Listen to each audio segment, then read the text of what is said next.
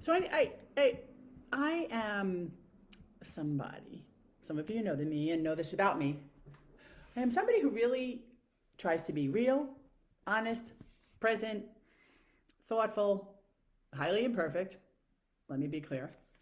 But it's like, and so as a result of, I mean, I think this is just a part of how the ego works. Like when one is trying to develop oneself and to be more and to elevate, what happens is like from time to time, there's these voices. It's like, oh, look at how much you're elevating. You must be better than everybody at this point. And what it does is it kicks off the hypercritic, you know, and the hypercritic that doesn't point at you, it points at everybody and everything else.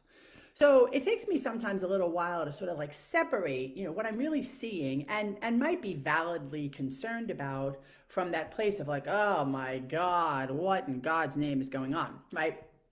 And I can correlate this to a lot of different things going on. Like I absolutely 100% am completely passionate about justice and equality and all those kinds of things. But sometimes the rhetoric is like so damaging and disruptive. And quite frankly, I can't even think of anything more intelligent to say than thoroughly fucked up.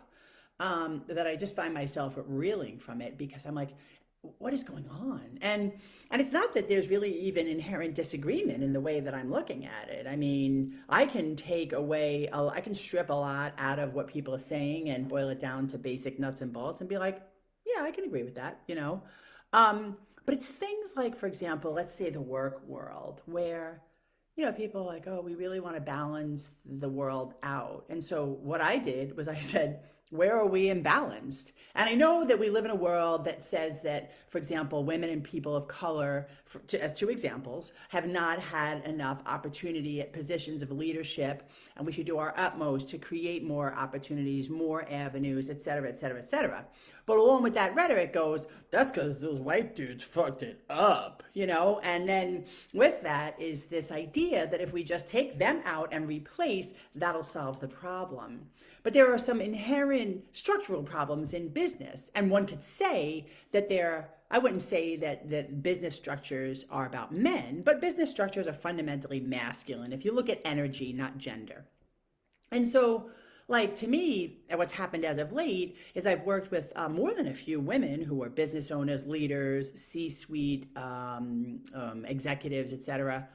And they're as fucked up and aggressive and entitled and ignorant and narcissistic as any old white dude that I've ever worked for. I mean, because it's not per se the gender itself that'll lend itself to changing business. It's an energy, right? And so like I think why I chose this topic of like being awake or waking up, it's because I don't know. I mean, I think we need something bigger than just like let's just toss it all up and turn it all around and throw out the old and bring in the new, because that attitude and the people that are lining up with that attitude are kind of, I'm gonna have to just say this really honestly, just really unattractive. Like I don't want anything of this idea that there's something wrong and the only way to fix it is to strip and replace. Yeah, that might be the case when your house has termites. And even as I'm saying that, I'm like, does our society have termites? No, I think our society has some root problems. I think our society is planted in a garden that has been overrun by certain types of plants and trees and whatever. And then there's these animals that are coming in and eating the good crops. And we got to figure out what those animals are and then figure out how to, here goes my cat, deal with the ecosystem to, not strip those animals or move those animals because they're a part of nature, but integrate those animals with our garden, with our communities, with our society. So you get what I'm saying? I don't like to come at things like this is good and this is bad.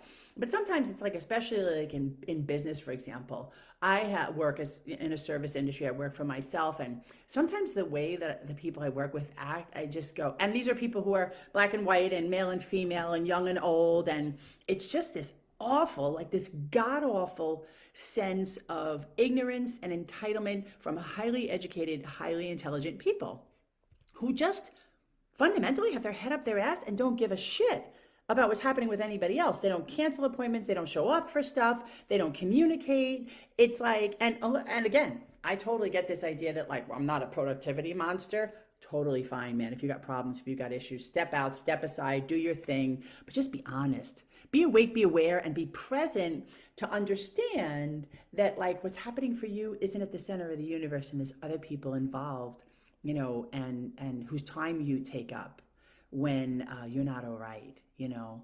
I don't know. Like for me, it's just like when I'm not all right, I'm probably one of those people. Like I'd be diagnosed with a terminal illness and I'd be canceling my appointments so that not so people could worry about me, but so that they could be free to do what they had to do and not be thinking about me, you know? Anyway, I don't know if any of that makes sense or whatever it is, but there you go. It's your Friday afternoon wake up call. See you soon. Thanks for coming by.